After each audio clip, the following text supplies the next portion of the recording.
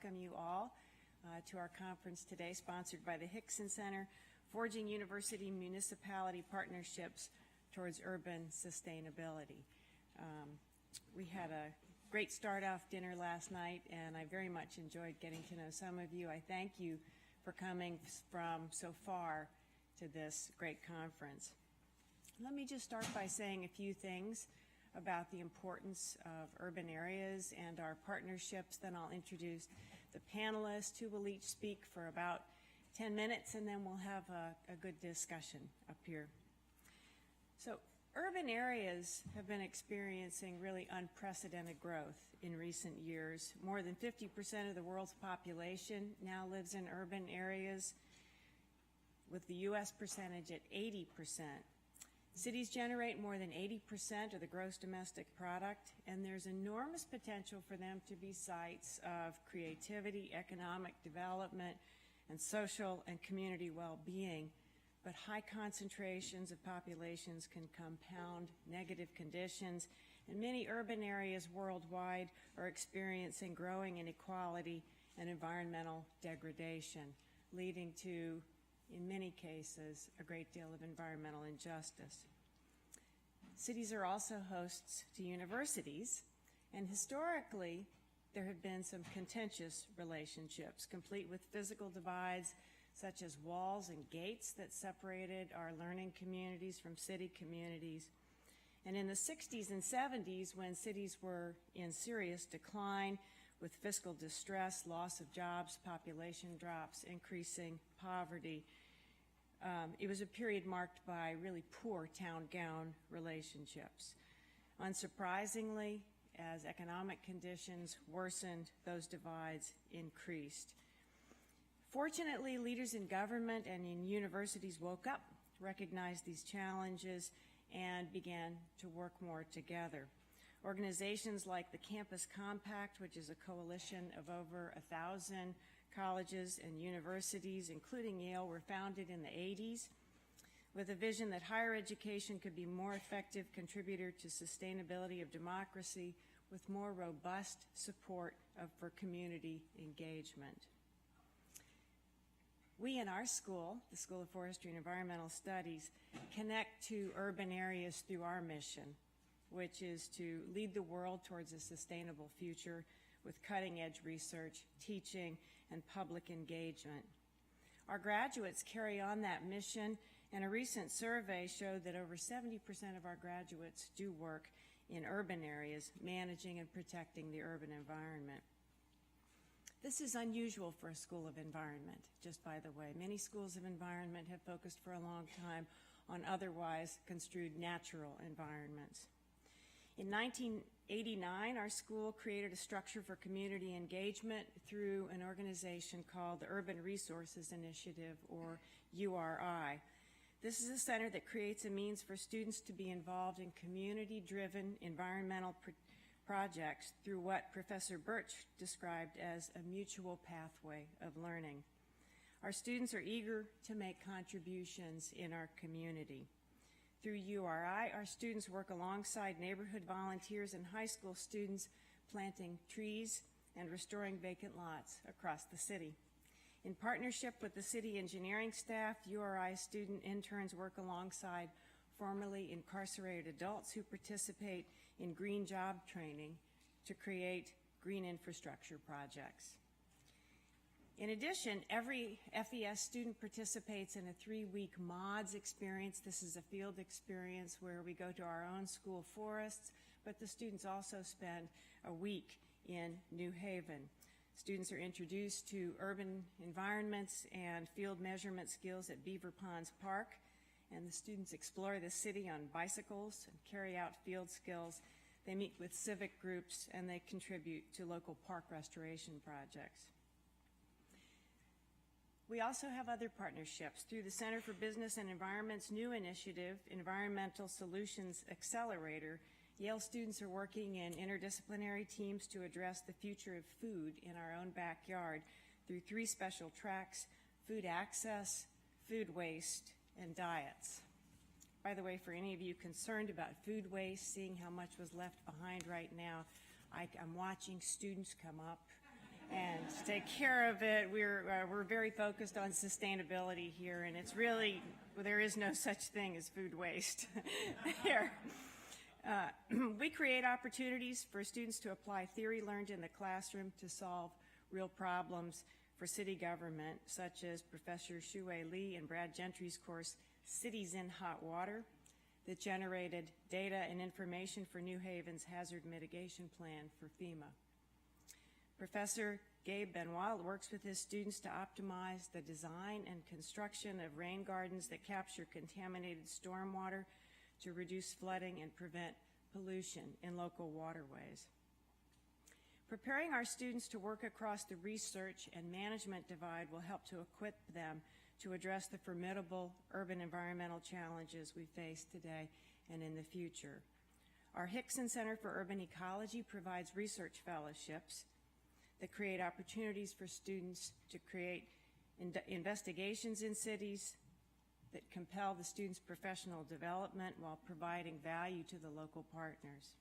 Some students return to their homes to address critical problems after the experiences that they've had here, such as Anova Gurum's research on exposure to traffic-related pollutions in Kathmandu, or Olivia Carpenter's research on youth engagement in park rehabilitation in Camden, New Jersey. Other students stay in New Haven to carry out local research to benefit the community, such as Justin Freiberg's Urban Food Shed Collaborative, or Bill Finnegan's assessment of multimedia environmental education for urban adolescents in New Haven. Universities situated in and hosted by cities offer opportunities for collaboration, research, and practice, which can benefit our faculty and students and provide value to cities. We're delighted to have a dozen cities and universities join us today to share how they've collaborated and how their work has led to important advances in sustainability. So as we launch the panel, I'll very briefly introduce the panelists. You have full bios in your panel. And first, it gives me great pleasure to introduce our own Mayor Toni Harp of New Haven. Mayor Harp has a bachelor's in English from Roosevelt University and a master's from Yale School of Architecture. She has an experience in an array of cities. She was raised in Salt Lake. She went to college in Chicago, and she's lived in New Haven for 40 years. She served for 21 years as state senator for our 10th district here in Connecticut, and she's in her second term as mayor here in New Haven. Throughout all these experiences, she's championed full access to health care, public education, job creation, and vibrant cities. Let's welcome Mayor Toni Hart.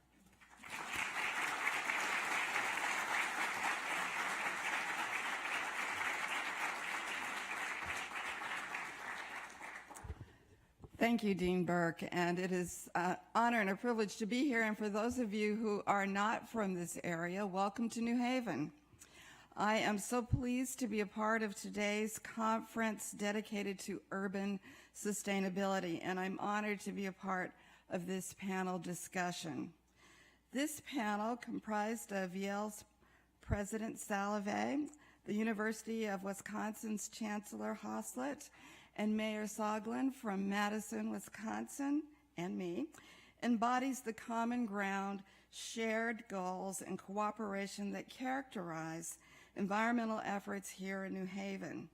We are united, the academic community and its host community, in our mutual desire to advance the cause of accountability and responsibility regarding this planet. With that in mind, I would compliment the conference organizers. Colleen, thank you for what you do to organize this event on behalf of our city every day. I compliment you, and I just want you to know how glad I am that we're here in New Haven, because I believe New Haven sets the pace among American cities in terms of sustainability and environmental stewardship. Your decision to hold the conference here is a wise one as far as I'm concerned.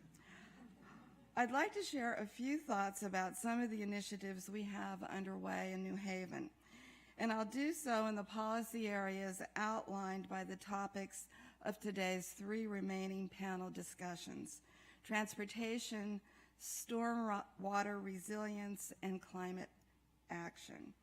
In terms of transportation, the city promotes alternative means for moving from point A to point B. There are abundant rideshare programs. Yale University and Yale New Haven Hospital, two of the city's largest employers, are among the most active participants with shuttles for students and hospital workers. This month is the city's 4th annual Go New Haven Go Car-Free Challenge. Over the first 3 years, more than 260,000 fewer vehicle miles were driven.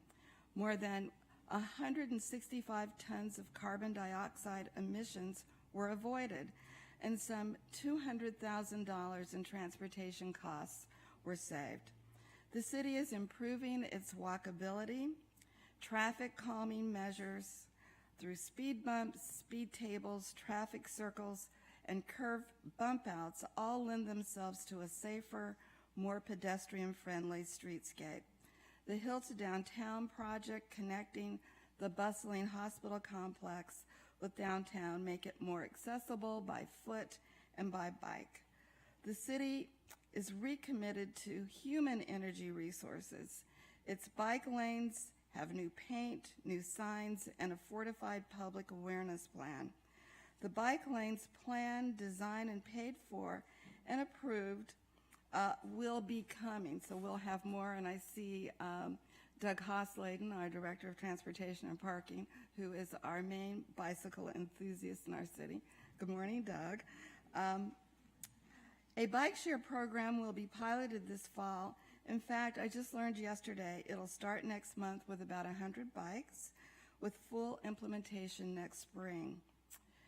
In terms of shoring up its coastal interface and stormwater resilience, efforts are underway to protect susceptible private property, invaluable public infrastructure, and the aesthetic beauty of the shoreline through increased awareness, enforcement of floodplain ordinances, stormwater and drainage system maintenance, and coastal protection.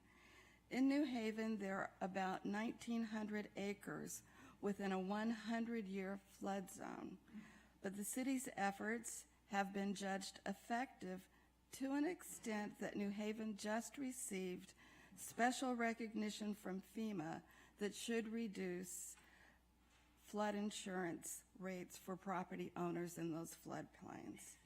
Comprehensive work along the shoreline includes seawall reconstruction, sometimes to include new contours, plantings, and habitat to literally make it more absorbent.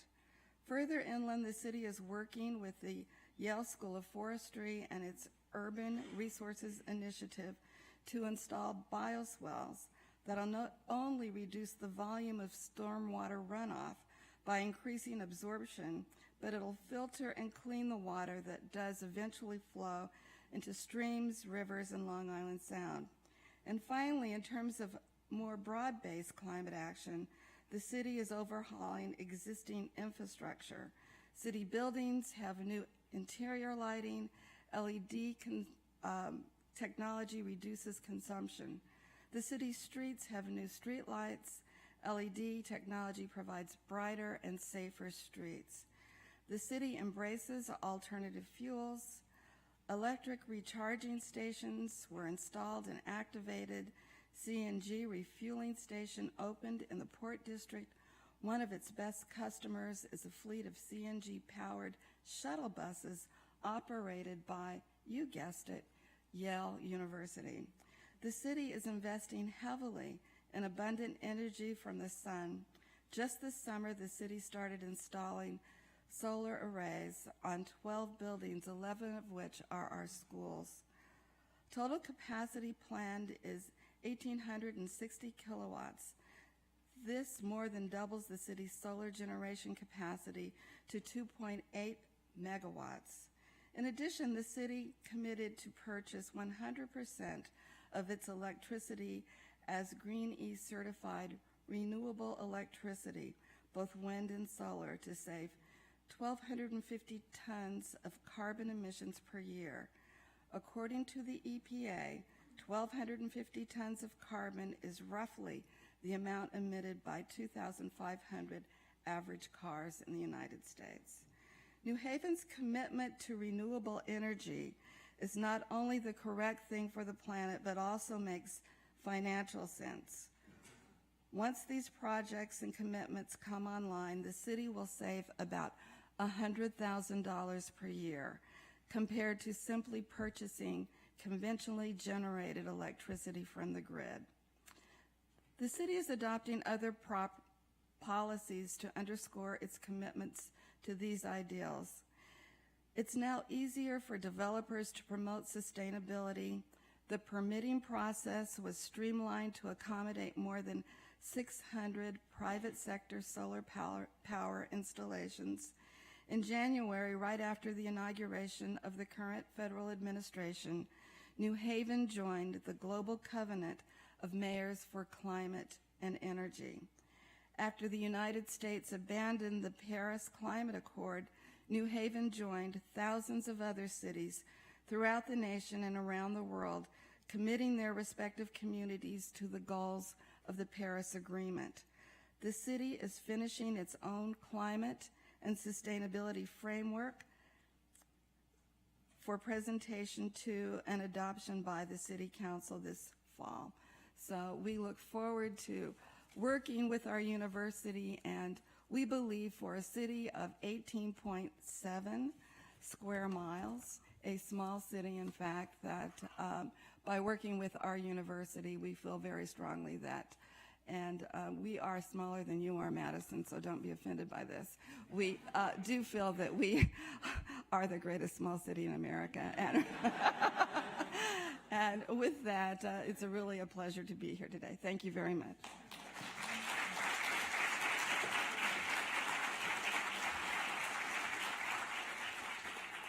Thank you, Mayor Hart. It's really, I'm just so proud to live in, be in this city. It's really wonderful to hear about all the things that we're doing here. Now it's an honor to introduce the other half of this town-gown relationship, represented by our president, Peter Saliva. President Saliva received undergraduate degrees in psychology and sociology from some university on the West Coast, Stanford. And then he came to his senses and moved east and got his master's and PhD here at Yale. He served as Dean of the Graduate School, Dean of Yale College, Provost, and now President since 2013. President Saliva has authored or edited a dozen books and hundreds of articles and won numerous awards for his scholarship. He was elected to the American Academy of Arts and Sciences and to the National Academy of Medicine. He's been a resident of New Haven for decades and is deeply invested in the partnership between Yale and New Haven. Let's welcome President Saliva. Thank you. Thanks, Cindy. I appreciate that. Thank you. Thank you, Dean Burke. I appreciate that introduction, and good morning, everyone. It is true, I've lived in New Haven for 36 years, and I moved here as a 23-year-old, and well, you can now do the math. But the, you know, that is my office where I have every day right here in the center. I feel like they put up this slide of New Haven just so I could sort of make this point, right? That's where I work every day, and that's where I'll eventually go when my work is finished. So I'm delighted to be part of this discussion today, and really pleased to be with Mayor Hart and Mayor Soglin and Vice Chancellor Hazlitt. It's a pleasure to join you on this panel. Yale has a very close relationship with our host city, and it's built, particularly in this area of sustainability, on a shared commitment to try to address local issues, national issues, and global challenges right here in New Haven. We have faculty and staff, many of whom live their lives as part of both the Yale community and the New Haven community and identify with both. Ever since my predecessor, Rick Levin, as president, really made the relationship with the city of New Haven a Yale University priority in the early 90s, we've been committed to being good neighbors to being partners with our hometown, but more than that, to trying to be an exemplar of best practices for others to see in the way in which a university and a city can partner with each other. I see Bruce Alexander here, who is the vice president for, among many things, the relationship with New Haven, and his work has been instrumental and a model, really, for how to build that partnership. Well, Yale announced a sustainability plan a few years ago called Sustainability 2025, and it does reflect the interplay between local and global priorities. It takes a fresh look on sustainability from the perspective of what we can do as an academic institution, research, teaching, but just as important, our practice, kind of operational excellence in this area. The plan goes beyond our borders. It reflects the connection between New Haven and the larger world, and we chose 2025 as the end date so that our efforts would coincide with the New Haven Vision 2025 plan, and that would give us, both the city and the university, a time horizon that made sense to actually develop aspirational projects and ideas. Notable in that plan are commitments to achieve carbon neutrality for the university by or before 2050, by 2019, to establish a network to foster communications across the university on sustainability research and sustainability teaching, and to connect those academic enterprises with the practice of sustainability. I mean, we are in a building in which our facilities department practice sustainability. That is, this is a LEEDs Platinum building. It does all kinds of things that I'm not an expert on, including recycling water and generating its own heat and cooling with geothermal wells. And this was really our first attempt to build a building to this standard. And it's an example of trying to put into practice the principles that our faculty do research on and our students learn about in the classroom. By 2020, we are formalizing an alliance with our own alumni to cultivate dialogue and practice around sustainability that moves beyond just the boundaries of our campus. Well, there's immense interest in sustainability in the university, and it transcends disciplinary boundary. You can see it in many of the programs that have already been referenced. So our program called Urban at Yale crosses across faculty in the social sciences, in the natural sciences, and in the humanities who are researching and teaching about urban challenges. We have a fund to support innovative student projects with tangible outcomes related to the sustainability plan, and have made awards across Yale College, the School of Public Health, the School of Architecture, the School of Management, I presume the School of Forestry and Environmental Studies. Our work is spread across and interwoven with the city as well. We're committed to working with community partners on some of the projects that our mayor mentioned, the green infrastructure development, the flooding associated with stormwater runoff, reducing pollution. You heard about the Urban Resources Institute. I actually had direct experience with them. The house I own is in New Haven. Right now I'm living in University House, but my nephew and my niece are living in my house. And that's on Cliff Street, which is in New Haven, just before you hit the Hamden boundary off Whitney Avenue. And all our neighbors got together, and we wanted to plant street trees on our street. The street trees that had been there had largely become diseased and died, and felt like we were living on a denuded street. And we called the Urban Resources Initiative, and they helped us pick the trees that would be drought resistant and tough under urban conditions and have a shallow root structure, because the old trees were getting into everybody's plumbing. And they did a great job helping us choose the tree. Unfortunately, the tree they chose for us has the name Princeton Elms, which really was tough, you know. I mean, but I have 2 Princeton elms right in front of my house right now, as do all of my neighbors. They go up and down our street. They're now about 5 years old, and they're doing fantastically. But URI actually help us care for them in those first 3 years where they were vulnerable, and now they've taken off. Students here in the School of Forestry and Environmental Studies help the city plan its future through an update to the New Haven Hazard Mitigation Plan.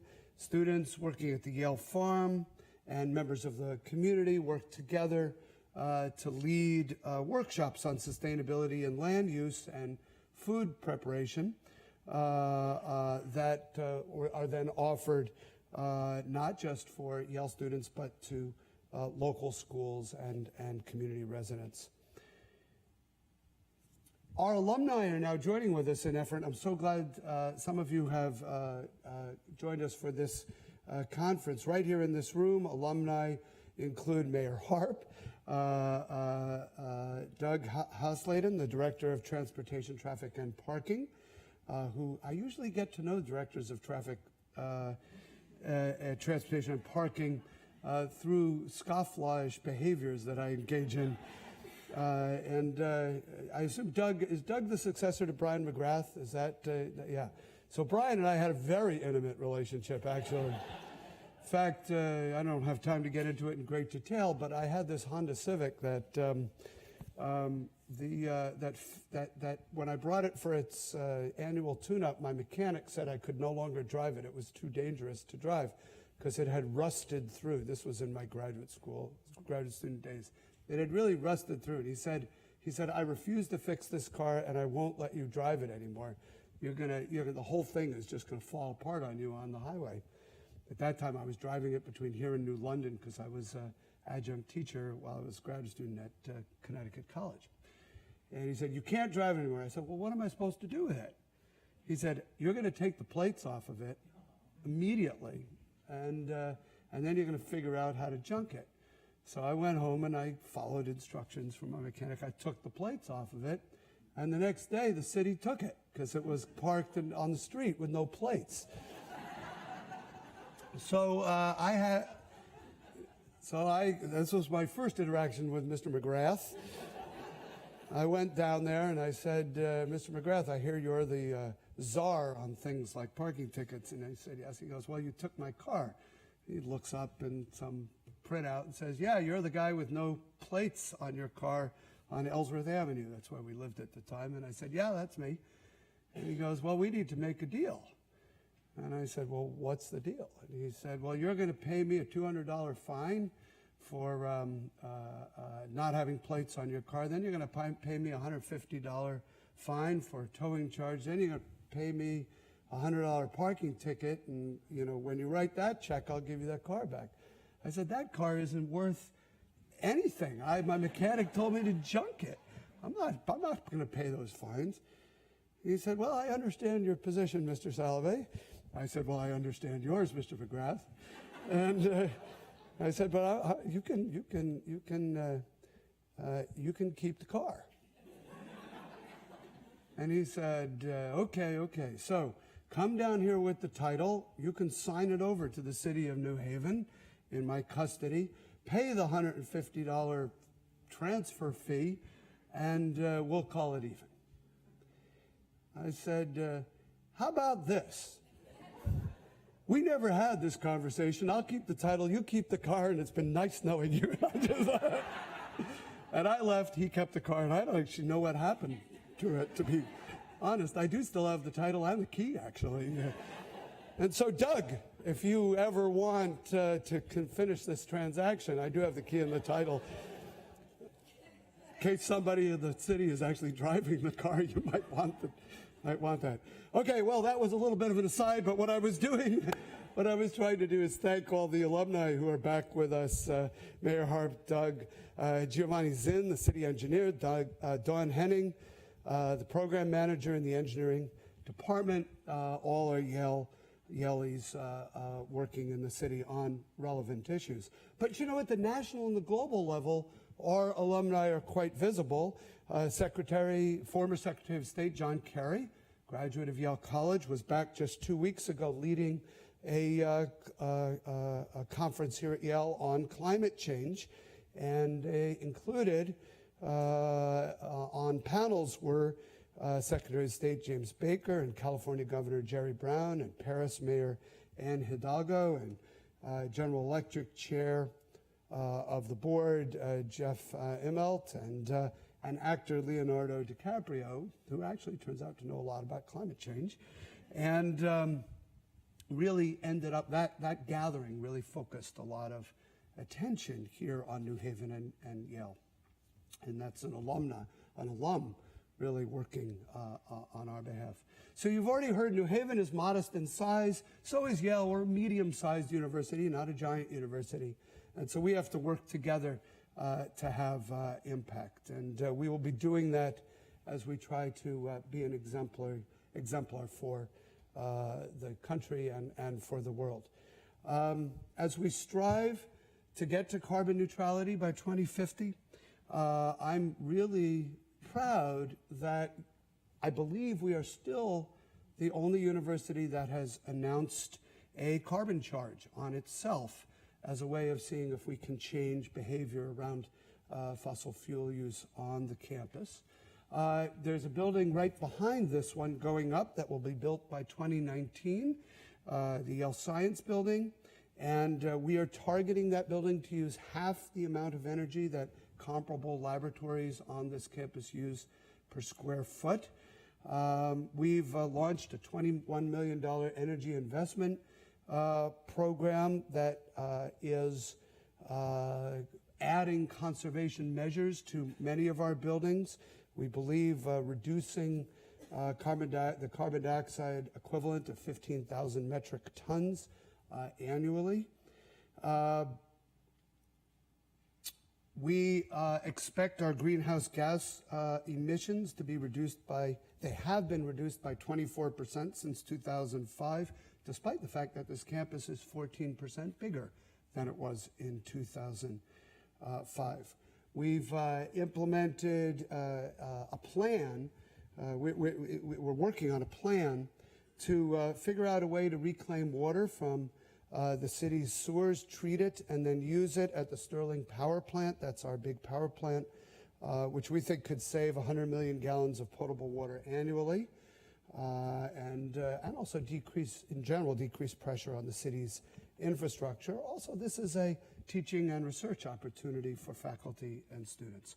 So I just share with you some examples and the way in which Yale people are involved at the level of students, faculty, administrative planning, and alumni involvement, all as part of accomplishing our Yale Sustainability Plan for 2025. It is with great pleasure and pride that I join this distinguished panel, and more importantly, welcome you all to the university. As the mayor said, we are the best small city in the country, and if you are from out of town, I hope you'll also get some time to just walk around New Haven. October is the prettiest month, I think, in our city, and hope you'll take advantage of our great cultural opportunities and restaurants, and just enjoy the campus and enjoy our city. Thank you all for being here. Thanks so much for including me.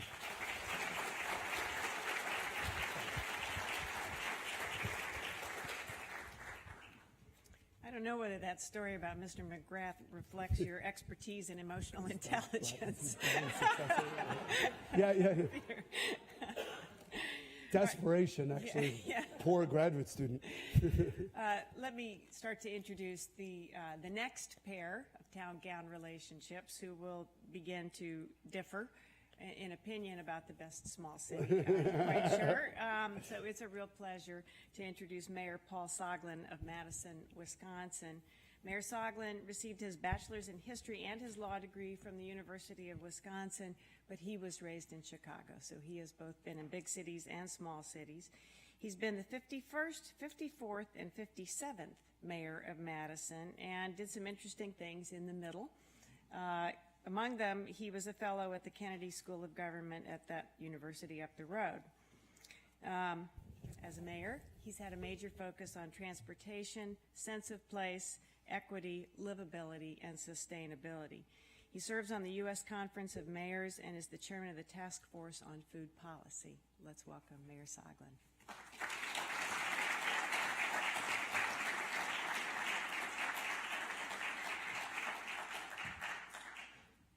Now, we'll see how technology works.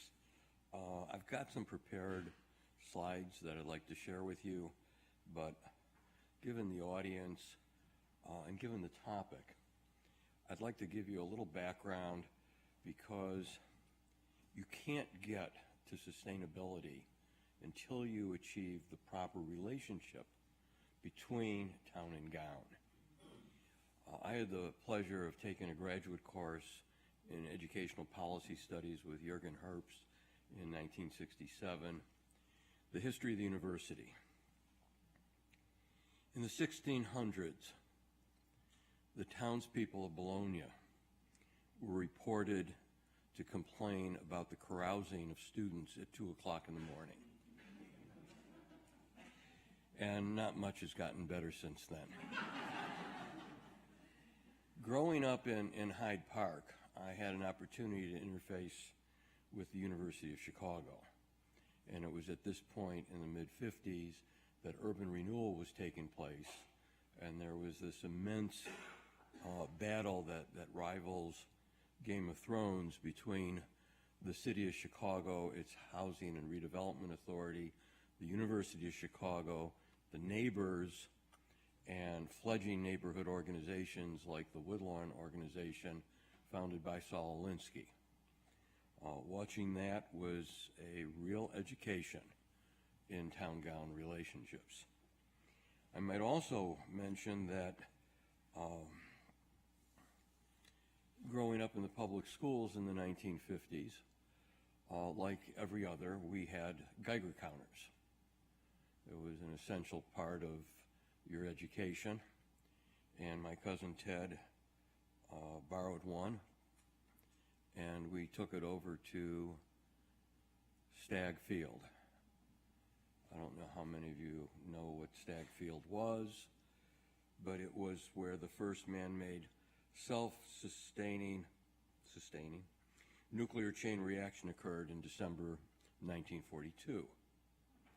And so as 12 and 13-year-olds, we went under the west wing of the stadium, the bleachers, and experienced the great excitement of watching the Geiger counter take off with that rapid rapid sound indicating nuclear waste. I no longer glow, but you could imagine today what would happen if a couple of kids came home from the local campus and told their parents and the neighbors how exciting it was to find nuclear waste so easily accessible. We've come a long way since then.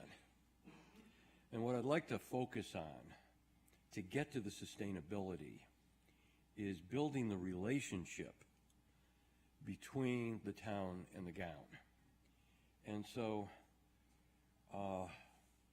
this is a shot of Madison, principally of the campus. To get a better perspective, here's the close to 900 acres making up the University of Wisconsin along Lake Mendota. That little white blotch along the lake to the west is a suburb, Shorewood, which we completely surround, otherwise we push it into the lake. You should know that the territorial capital was Belmont, Wisconsin. And if you read the history books, Judge Doty is really given credit for founding our city. A great American and a great patriot. If you learn all of the downtown streets, you'll know the signers of the Constitution.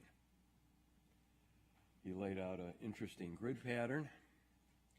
but not before he had to persuade the territorial legislature to locate the capital and the state university in Madison. That's the general narrative that concludes with the glory of the founding of our city. For those of you who want to know the real story, the judge owned virtually all the land that makes up the university, all the land going up through the isthmus, and carefully allocated the university's land, carefully allocated a spot on a hill between the two lakes of the state capitol, and then began doling out more land to the various legislators, effectively bribing them, and that's how we came to be. Far better story, not quite as noble, but I think we have to be truthful about these things. We are a city with a university as close to downtown as you can get. Now, what I want to focus on, and I'm sorry if I bore you with this, but it's the planning process, how we got from there to here. In the 1970s and the 1990s, what I've got up on the chart here pretty well tells you how the university and the city interacted. What would take place is that the university would internally develop its plan. Then there would be private meetings with city staff. The City University Coordinating Committee, which was made up of city and university officials, would hear testimony from any aggrieved citizens or professional cranks. The committee would make its recommendations to the city council and the university. The city committee process would follow with an approval by the city council, and then we'd all go home. There'd be contention, anger, and disappointment.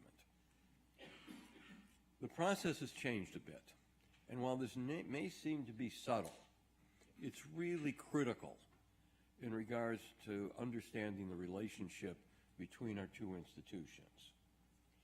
First, the city has gone about the task of developing 4 neighborhood plans, which you'll get a peek at in a moment. But by having these neighborhood plans in the areas that surround the campus, the university has an understanding of our perspective and what our requirements are in regards to effectively getting to sustainability. With that as a backdrop, the university develops its draft plans internally, and now the UW staff and the administration, this is critical, the presence of the administration, take the plans to the mayor, to the city staff for initial review. Then comes the agonizing public process, the engagement with the neighborhood groups, the joint campus area committees, residents, and the work with our city staff. But we've now got a framework which involves a reference to the neighborhood plans of the city and has an understanding of the responsibility of the leadership of both the university and the city. Just want to make sure I didn't miss anything here. So, moving forward. The dark blue with Picnic Point jutting out there is the campus. You can see a segment of the campus has crossed down to the south into what was traditionally some city residential neighborhoods. To the east is the center of downtown. That right-hand arrow lands just about on the state capitol. The downtown plan was adopted in 2012. We have the Regent Street South Campus Neighborhood Plan for the Greenish area in 2008, Greenbush Neighborhood Plan for 2008, and then the University Avenue Corridor Plan in 2014. So that gives a framework as to how we design and develop the campus. Shorewood to the west is on its own. They basically solve all their problems by putting do not enter signs from the roads that lead back and forth between the city and Shorewood. And anyways.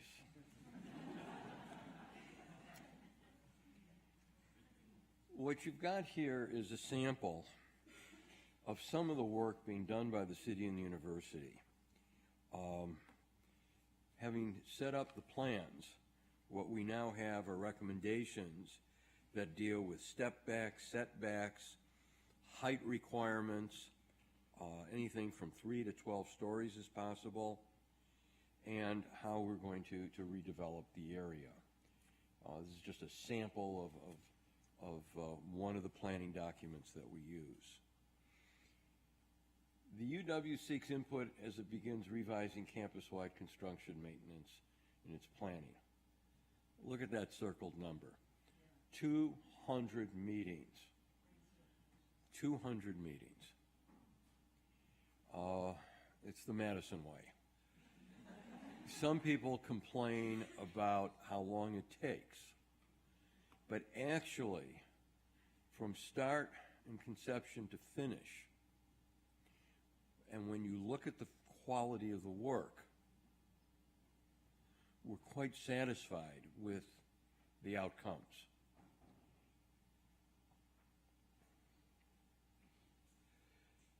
We've got an interesting relationship between the university and the city as it pertains to zoning.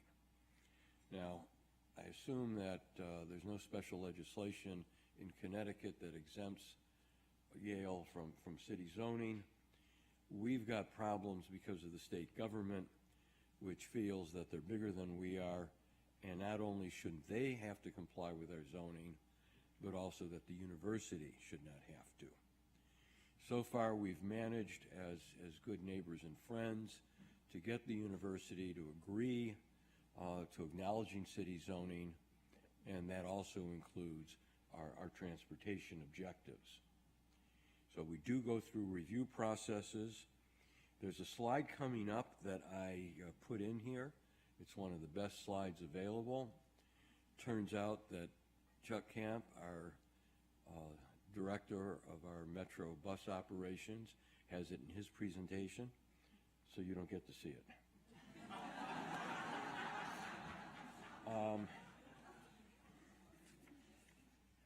He put a lot of work into it. One of the things that we want to recognize that the university's done is correct mistakes that were made 70, 80 years ago. For example, there are areas along by the lake which have been surface parking lots. And that reminds me, again, going back to the University of Chicago, when Robert Hutchins not only made the decision to eliminate football at that institution, which then rendered Stagg Field unnecessary for anything other than playing around with uranium, he made the observation that the university of that time, of the 30s and 40s, was a collection of buildings held together by a central heating system. He was outdone a few years later, a few decades later, by Clark Kerr when he was writing about the multiversity as he managed the University of California, Berkeley, before issues of free speech. And he observed that the modern university was a collection of faculty, students, and staff held together by a common grievance over parking. And the way our institutions in those days responded was to take wonderful marshlands and wetlands along the lake, pave them over with roads and parking lots, and we're very pleased. And these two pictures on the right, at least the upper one, depict some of the changes that'll be taking place, which not only enhances the university, but makes a commitment to the larger watershed.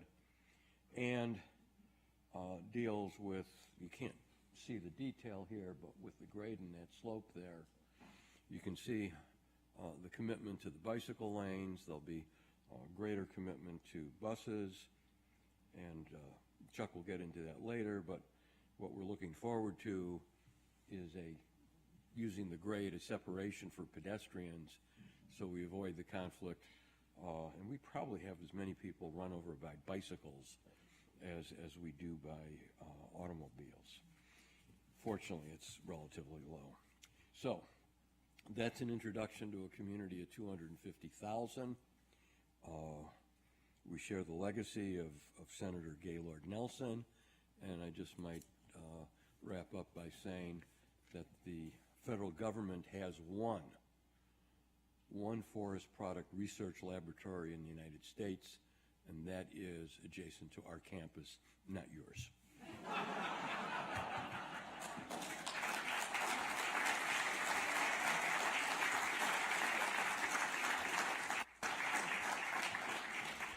That's great. I'd like to introduce the last member of our panel, Charles Hoslett, who's the Vice Chancellor of University Relations at the University of Wisconsin. Vice Chancellor Hoslett is a Wisconsin native, and he received his bachelor's at Marquette University in Milwaukee and his JD at the University of Wisconsin. He was raised in Green Bay. Vice Chancellor Hoslett is responsible for leading university efforts related to communications, marketing, and brand strategy, including relationships with government leaders, community organizations, and business.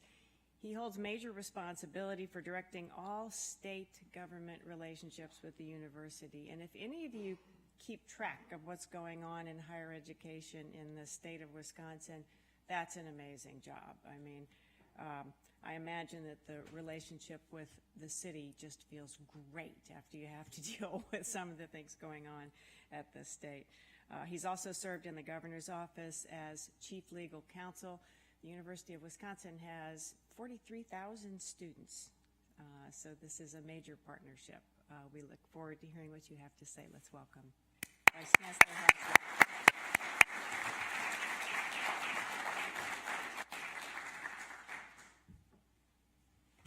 Well, good morning, everybody. Andy, thank you for having me. It's really a pleasure to be here, to be part of this deeply important conversation about sustainability and partnerships. It's great to be back in New Haven. My son and his mom work here, who I see standing in the back of the room. Just must have slipped in without me knowing it.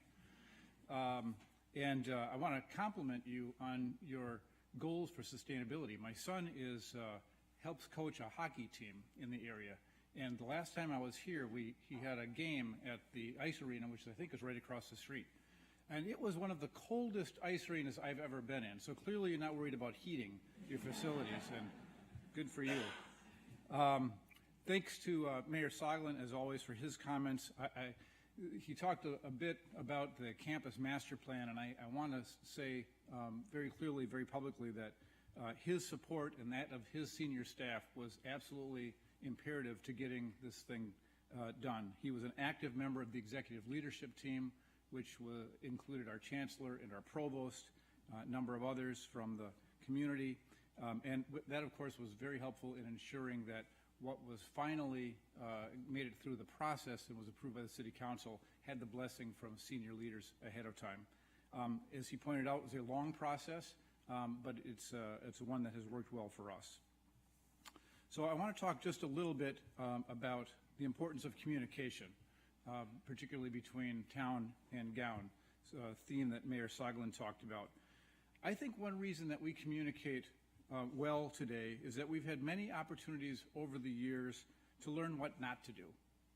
So one of our earliest lessons was in creating something called the UW Arboretum, which is a 1,200-acre nature preserve in the heart of the city. The city and the university talked for 21 years. 21 years about that proposal before our Board of Regents acquired the first parcel of farmland to make it happen. Now, fortunately, there were city leaders who supported that effort and worked closely with a strong, persuasive Arboretum director at the time by the name of Aldo Leopold, which some of you might recognize.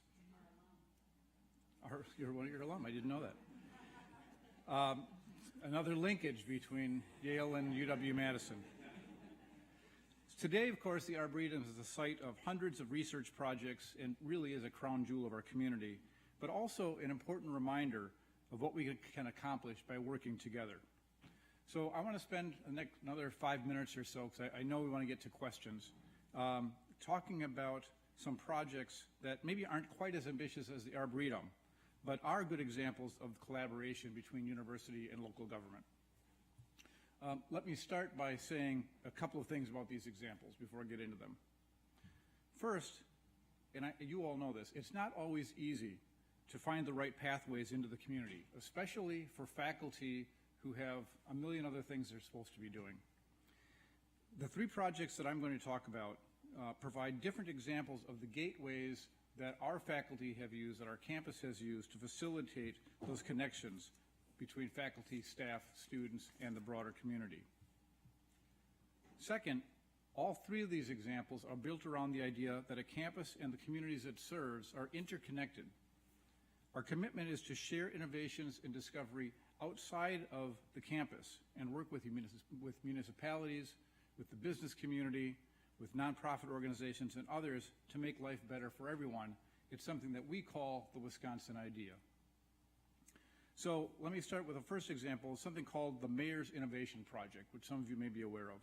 This was started at UW-Madison back in 2005 and is directed by a UW-Madison sociology professor named Joel Rogers. It's housed within our Center on Wisconsin Strategies, otherwise known as COWS. So you'll see a theme here. This program connects mayors and senior staff from cities across the U.S. to share ideas and best practices at semi-annual events and then provides technical assistance to help implement those ideas. One of the key focus areas is sustainability. Participants share successful projects on stormwater management, energy conservation, urban parking, and more. And the goal is to send participants home after each meeting with 3 or 4 new policy ideas that they can implement immediately. More than 100 cities have been represented at these events over the last 10 or so years that the project has been going on. A second example of collaboration is the University Alliance. University Alliance. This idea originally came from the University of Oregon, but a number of universities have gotten on board. And it's neat because it's sort of a new concept for university community partnerships. The University Alliance allows and fosters multiple undergraduate and graduate courses at a university to spend part of the semester working with a municipality that they're partnering with that year on year-long projects. Things the community has been wanting to do but doesn't have the resources, whether it's time or money or what have you, to actually complete. So when we first heard about this a couple of years ago, we knew this was tailor-made for UW-Madison, but we wanted to road test it with some smaller communities and organizations before scaling it up to work with the city of Madison itself. So we started last year with a Madison suburb of about 8,000 residents, Monona, for those of you who are familiar with it. And to be honest, we weren't sure what to expect. But in the end, we had some 20 different classes working on 30 different projects as part of that process. And here's just one example. Landscape architecture and civil and environmental engineering classes developed plans for restoring and renewing 2 community parks in Monona. The students developed plans for improvements to lighting, pedestrian paths, and sports fields, and made recommendations on sustainable management improvements like irrigation, drainage, landscaping, shoreline restoration, and turf management. And I have to tell you, it was really successful, and the city of Monona was especially pleased. So we're just starting our second year, and this time we're partnering with Dane County, which is the county in which UW-Madison and the city of Madison is located. Among other projects, we'll have engineering students exploring how to make the county's biodigesters economically feasible. Now, for those of you who don't live around dairy farms, let me tell you what a biodigester does.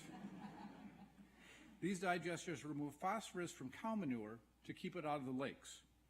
Even, as it turns out, even small increases in phosphorus can fuel substantial increases in aquatic plant and algae growth, which in turn can impede recreational use, and I know this as a boater, property values, and public health. This past summer, with some of the algae blooms that we've seen, we had dogs in the water who ended up dying. We had people get sick. It is truly an issue that needs to be dealt with. In addition, digesters also convert biogas to electricity. The problem is these biodigesters have never operated at their full potential, and now the utility buyback rate for the electricity is set to drop. So the students and the faculty will be working with the county on different models to make these digesters more cost effective.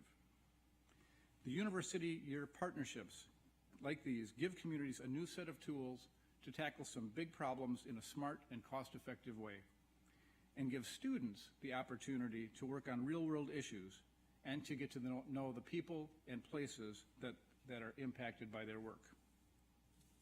One final example, something we call Badger Volunteers, Wisconsin Badgers. Badger Volunteers was created several years ago as a bridge between the university and the community, as well as a way to expand learning and develop new opportunities for research. We work with community partners to train students, organize them into teams, and send them out to work on projects across the entire city, all related to health, education, or sustainability. Many of the projects are integrated directly into our curriculum, and we now have 61 service learning courses involving more than 3,000 students each academic year. Our faculty work closely with the community partners to ensure that the courses meet the needs of our community. Last year alone, 300 students worked with 26 different community organizations on sustainability projects. And examples of that include planting and maintaining urban gardens, repairing bikes for kids, and helping educate local business owners on technologies that can help them save money and conserve resources. We believe these projects and others like them will have a long-term impact on our community. But of course, the biggest impact isn't what we leave behind. It's what these students will take with them when they graduate from the university. As universities, education is perhaps our most important contribution to a sustainable future. At the University of Wisconsin, we have more than 400 undergraduate and graduate courses that incorporate learning on sustainability, and that list is growing every year. We have an estimated 35% of our students pursuing degrees related to sustainability. And in my view, we must continue to encourage our students to learn about and focus in this important area, because at the end, these are the people who will become the teachers, the corporate sustainability directors, the scientists, the engineers, and the policymakers who will shape the future of this country one city at a time. Thanks very much for having me.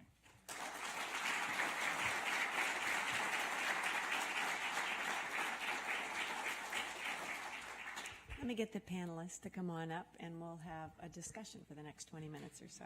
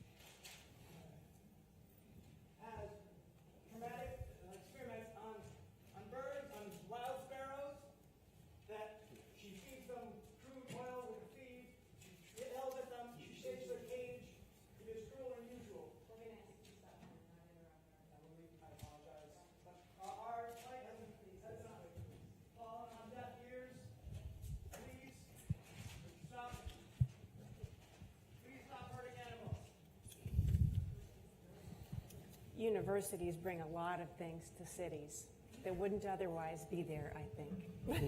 It's nice to know that the University of Wisconsin is not the only place that has protesters interrupting our programming. But that issue of what it is that universities bring cities is one I want to start with for our mayors. You are both connected to networks of mayors across the country. And do you think that cities that have universities in them have better sustainability action plans than those without, and why? Well, I guess, obviously, I would say yes. One of the things that we have in New Haven and that we absolutely depend upon is the talent and the interchange between the students and the professionals in the city of New Haven. And as you heard, our first sustainability director actually came from here, from Yale, and he's now our city engineer. And we have students who work with Giovanni Zinn, who is there, who are working with us actually to help finish our plan. So I think the fact that we have the talent and the interface makes all the difference in the world. That's great. Yeah, the academic skills that are associated with the faculty and the students fit very nicely with the urban programming that cities have to focus on these days. When you look at the lists of best cities in certain respects in regards to sustainability practices, environmental standards, quality of life, placemaking, things of that sort, they are dominated by university communities. Sometimes, like in Boston, it gets a little confusing because of the number of institutions. Sometimes the size of the city, such as Denver or Atlanta, might dwarf the university. But when you look at those of us in the range of, say, 50,000 up to about 500,000, the Berkeleys, the Ann Arbors, the Madisons, Lincoln, Nebraska, we see that kind of dynamic activity. I want to ask about food. We have sessions later on today about transportation, about floodwater, and about climate. And one of the issues we didn't hear about this morning from you all so far is about the local food movement as an indicator of sustainability. So I'm interested in what any of you might have to say about university-city relationships in terms of local food and sustainability initiatives. Well, there's a number of movements that are taking place right now, dealing with access, dealing with nutrition. I don't like the term food desert, but there are too many areas of the U.S. which have been basically abandoned by the supermarkets, and at the same time, area residents are left with 7-Elevens, PDQs, Walgreens as their principal source. And it's not going to be conducive to getting healthy, nutritious food. It's that simple. And it gravitates, the problem gravitates to a relationship with income and race. The food movement is working in several areas. And universities, with the research they do, play an important role. For example, let's start with the farmers. Farmers really don't like cash crops. Soybeans, corn. It's insurable. You can keep planting it. You may rotate. You're producing starch and sugar, and it doesn't have the risk of apples or blackberries or spinach. For one thing, if you've got a farm that's been in corn for decades, rotating with soybeans, you're going to have to wait 5 or 8 years before all the poisons clear out of the soil so that you can then plant a more nutritious food. So we've got policies nationally and research being done in our universities in regards to how to transition in this area. And obviously the Ag Department of the University of Wisconsin is critical in that area. Then there's simply the question of going into the bodegas, going into the 7-Elevens and looking at all of the varieties and choices you have of donuts. This is big for students. I mean, this really is a university issue here. And then you kind of look around, where are the tomatoes, where's the fresh vegetables? And so one of our efforts is to try and change starting obviously with students prior to they getting to a university, changing their eating habits. But we know the challenges of obesity in this country. We know the problems with diabetes and heart disease. And it's going to take a concerted effort by those of us who are most connected to the people we serve. I've got very low expectations from the federal government, and I'll just leave it at that, because you can catch the rest of the discussion on the news any hour now. Mayor Hart?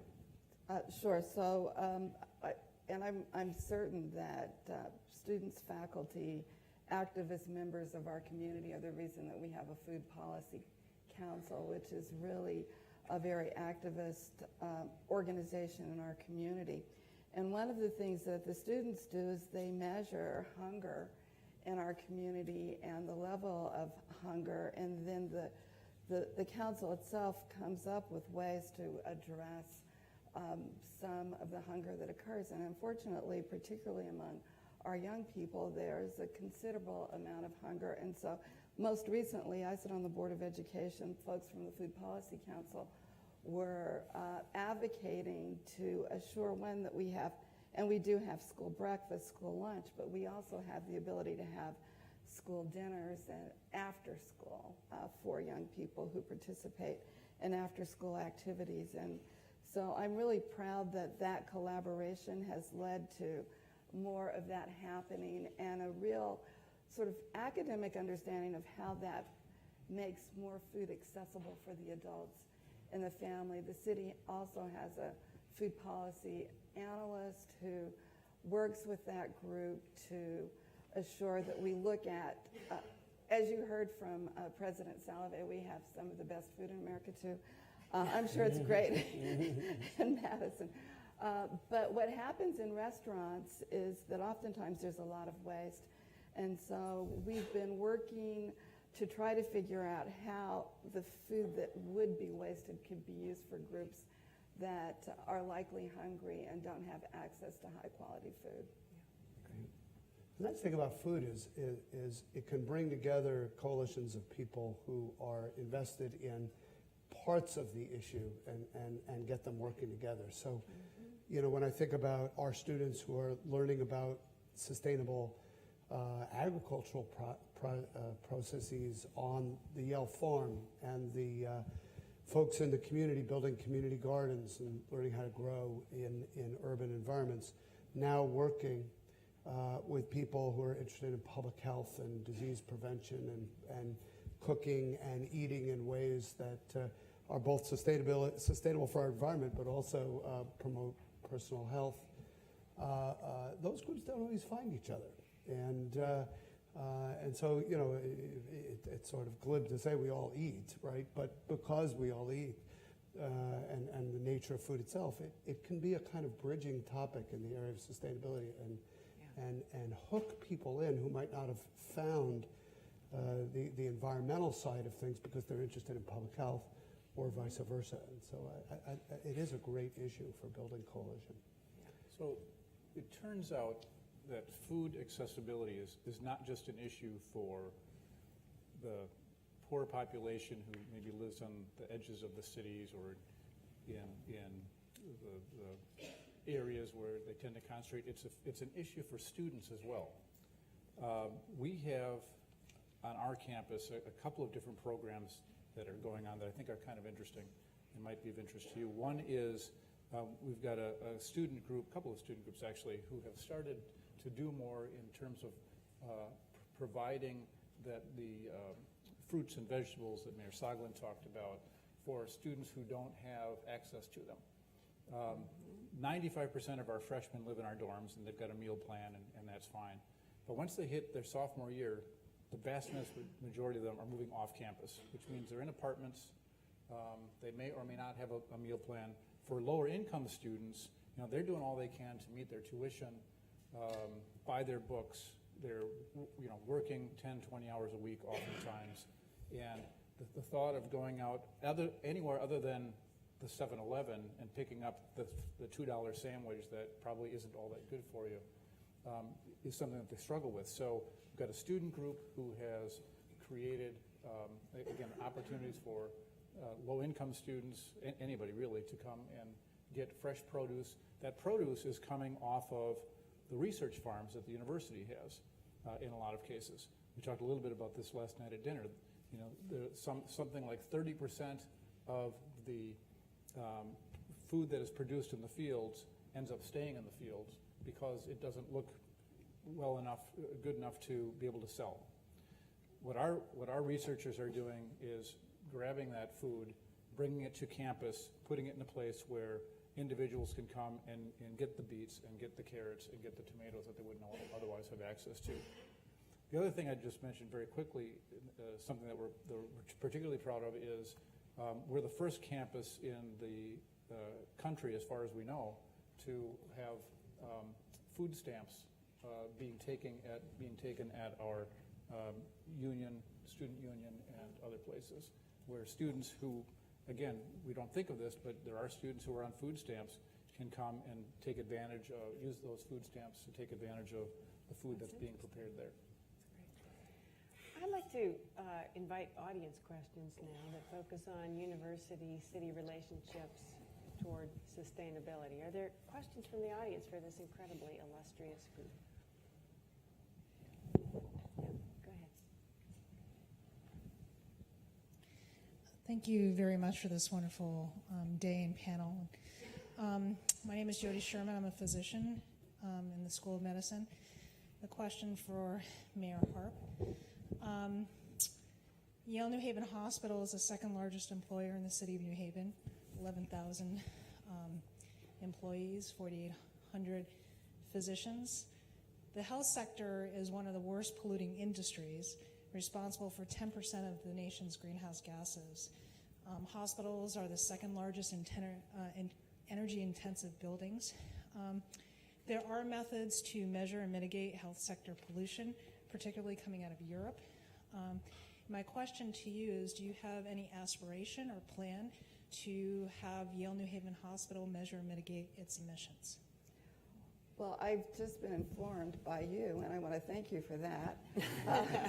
And I don't know how I couldn't after hearing that. I think it's really important that you make me aware of that, and we will certainly make sure that we include them on our sustainability efforts. So thank you. Okay, great. Thank you. Thank you. I was interested in the Vice Chancellor's comment about having this organization. You get together people from cities all over the country, and then they go back to their communities' sustainability meetings. So I work with my city. I'm a graduate of this school, but we have city council members who know nothing about sustainability and who will not send anyone to a meeting, even pay for gas. So I would love to think about a way that maybe it already exists and I don't know about it, that universities can have sort of a place online or virtual place that small cities can access universities' expertise to help them develop policies, zoning, ordinances, and so on that would promote sustainability. So I would just wonder if that might be possible for your group. Or town. Upstate New York, Saratoga Springs. So let me briefly answer, and then I'm guessing Mayor Soglin can answer as well. The Mayor's Innovation Project that I mentioned is, as far as I know, open to mayors across the country.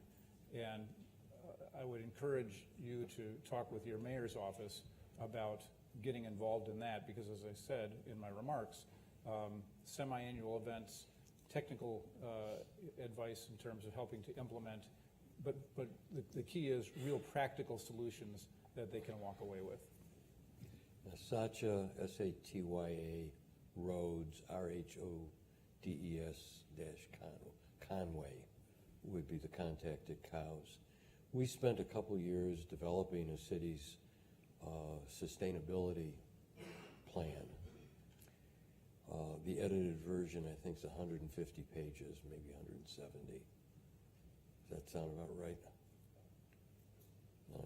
Madison people are kind of giving me. So let me just tell you what happened. So now we've got the plan. And like anything of that magnitude, the question is, where do we start? And I didn't want to be the one who decided. So what I did was I put $500,000 in the budget, maybe $300,000 is what we ended up with, and said, this is for implementation. Pick something, anything, and get started. So we're focusing on solar. We're doing a little look at gray water and what can be done there. And I could go on, but at least with the resources of the university, we did come up, difficult as it was, with a plan. You can have it. And then the tough part is deciding where to start, because it's so overwhelming. Let's get one more question.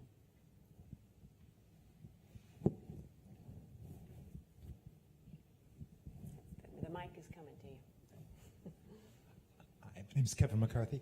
How do you sustain your initiatives when your respective state governments are in turmoil? That is I particularly address this to Mayor Harp, who I know from her former job. Define turmoil.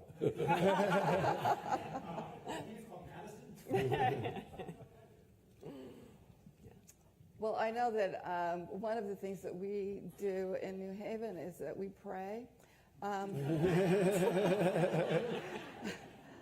But as many of you know, our state still doesn't have a budget after the first quarter of the year, so we're really a little concerned. 41% of our revenue comes from our state, and but having been in the legislature for 21 years and working with you there, I know that they will come to their senses and give us a budget at some point in time.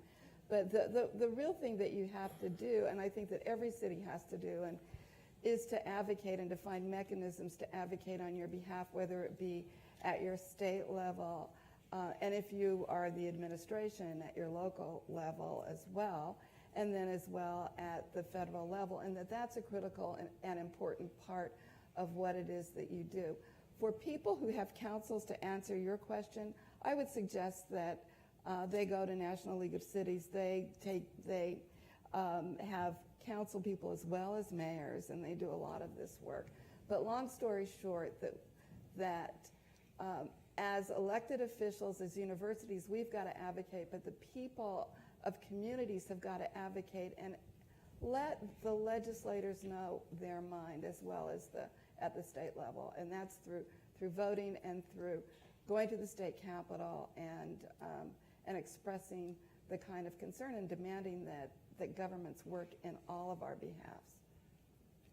I've had a running battle with our state legislature for close to 45 years, and it's only gotten worse. Chuck will get into this in his presentation on transportation. Our future is bus rapid transit.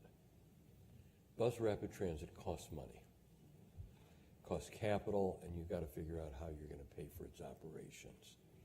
And for those of you who aren't aware of it, if you want to put buses out in the street, you have to have garages to maintain them.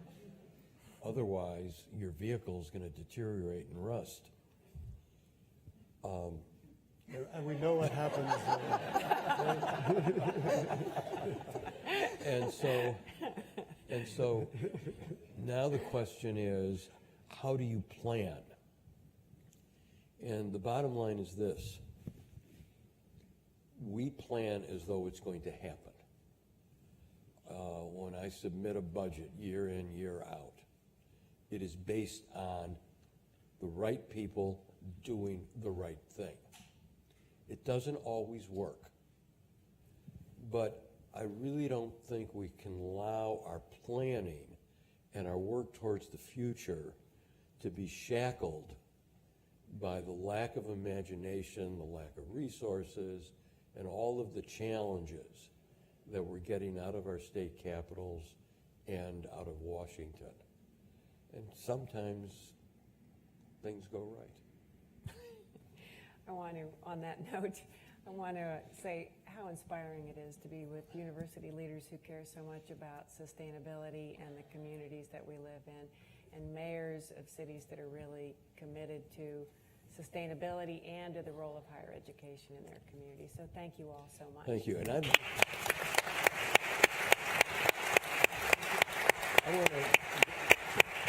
just want to make one reference to Yale. I've done work with Zach Cooper. His research in regards to health costs has been invaluable. This is the kind of things that most of you may not see on a day-to-day basis, but in Madison, Wisconsin, we read these things, we look at it. He opens his phone lines and his email to us. And the other thing, I've got my bag here from the School of Management, the work that Jeff does in bringing together those various forums a couple of times a year has been invaluable to all the cities. And this is an element that the average citizen doesn't see on the day-to-day contact between the city and the university. But the research element and the convening of minds, we're going through this right now in taking a position on some work at the UW.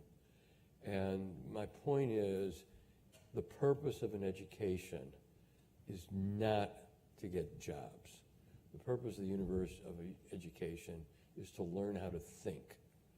And this is constantly going on in our better institutions, and they are doing work that's invaluable to the rest of us. Thank you for Thank that. you. That's my speech.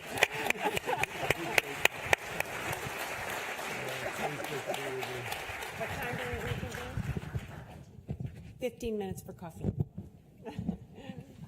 Thank you again. That was great. That was great. Yeah, I really enjoyed listening to you. I honestly would. Yeah, I know. So many great lessons. Looks like you've got questions. Thank you. So much.